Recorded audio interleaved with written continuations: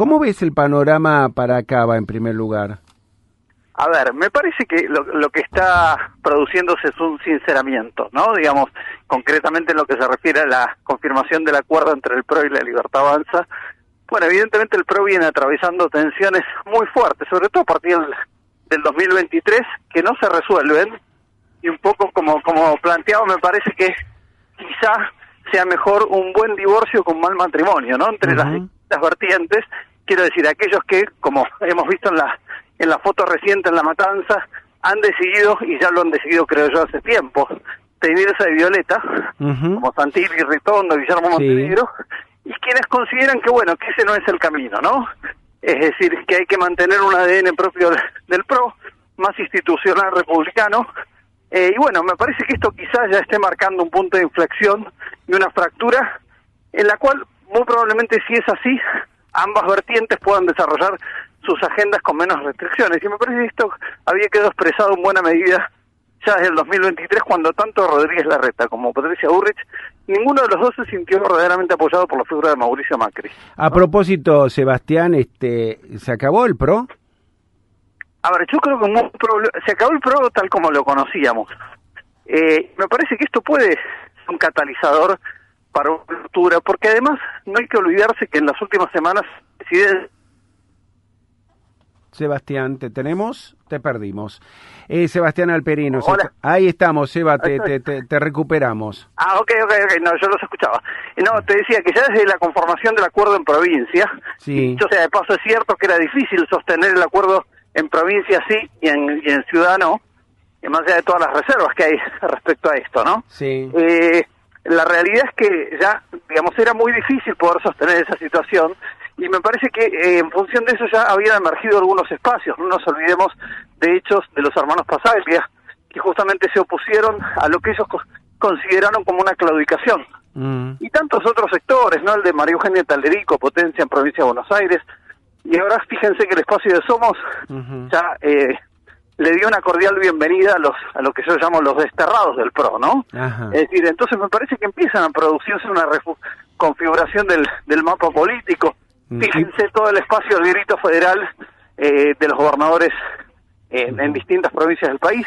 Es decir, me parece que estamos viendo una reconfiguración que trasciende el PRO, pero que claramente lo tiene como protagonista en términos de una ruptura, creo yo, sin retorno, ¿no? Cuando dijiste reconfiguración, te escuché ahí, hubo como una interrupción, parecía un refugio que podría darse. Con esto también se va a reestructurar toda la oposición, ¿no? A ver, lo que me parece que está viendo desde la oposición y con buen eco en la ciudadanía es poner en cuestionamiento esta polarización tan costosa para el país, ¿no?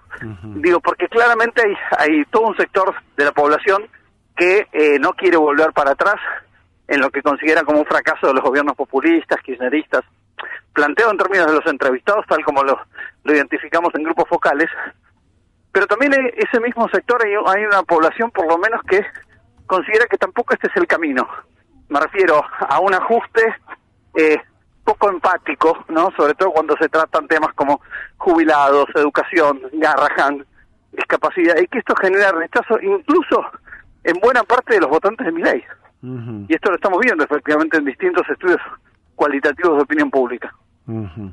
Eso te iba a preguntar, Sebastián, ¿cómo lo lee la gente estas alianzas? ¿Qué importancia le da la gente a las alianzas, a la política en este momento?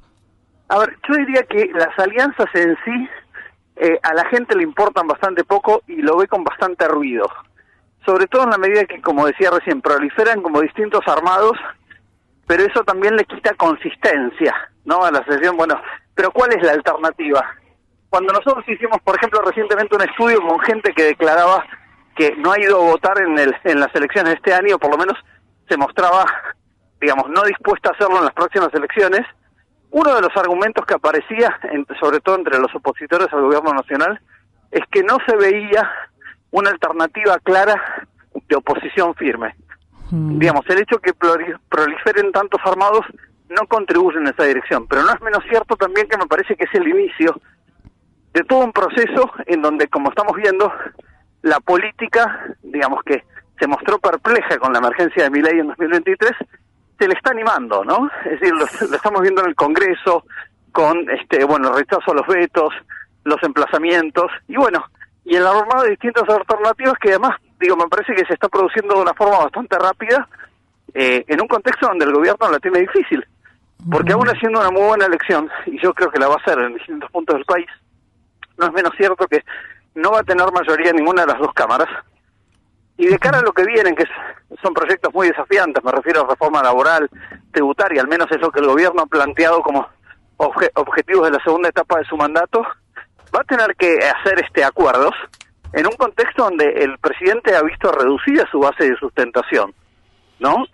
Justamente, porque todos aquellos que no adoptaron una actitud de obsecuencia eran rechazados y calificados de manera amable, por decir, de manera prolija. Sebastián, ¿qué tal? Fabián te saluda, buenos días. ¿Qué tal, Fabián? ¿Cómo estás? Subán Córdoba difundió el viernes, creo, último, o el domingo, sí, un informe en el que habla sobre el universo sub-30, universo desengañado. ¿A vos te da lo mismo? Sí. ¿Coincidís con este análisis? Sí, y contale a la audiencia particularmente qué pasa con este universo que otrora era el núcleo duro del mileísmo. Bueno, eso es una gran preocupación para el gobierno. Yo justamente vi ese informe porque ahí lo que marca justamente es que es en esa población, sobre todo en los hombres sub-30, que son quienes se muestran como con más dificultad de acceder al mercado laboral. Aquellos que intentan acceder a un primer trabajo y hoy no lo están encontrando, no parece una opción, y también son quienes empiezan a engrosar las filas de los desencantados, y en consecuencia son también quienes se muestran más renuentes a la posibilidad de ir a votar, y que son quienes votaron, de hecho, a Milei en 2023, y hay un cierto desencanto en términos de que todo ese proceso de ajuste no se traduce en lo que en buena medida esa población esperaba en términos de un beneficio de bolsillo directo, ¿no? Y en la medida que esa zanahoria empieza a tener algunas nubes, ya hace difícil sostener el cruce del Rubicón, ¿no? Para esta población. Entonces, por eso ahí el gobierno, fíjate que el gobierno, a través de la figura de Sebastián Pareja, empezó a alertar la posibilidad de que se pudiera perder en la próxima elección en Provincia de Buenos Aires, y justamente a sabiendas de que hay en el tema de una abstención que ya venimos registrando muy fuerte, que nada hace pensar que no vaya a ocurrir en las próximas elecciones, el rol de los intendentes va a tener una importancia primordial, ¿no? Para justamente mover el territorio y convocar a la gente que vaya a votar en función de sus intereses, que claramente no son los del gobierno, ¿no? Sebastián Alperín, muchas gracias, buena semana, y estamos en el mes de los 100 años de Radio Buenos Aires, lo cumplimos el domingo 24, así que qué mejor que tenerlo, muchas gracias. Bueno, muchas felicidades y por 100 años más por lo menos. Un abrazo enorme. Un gran abrazo, gracias.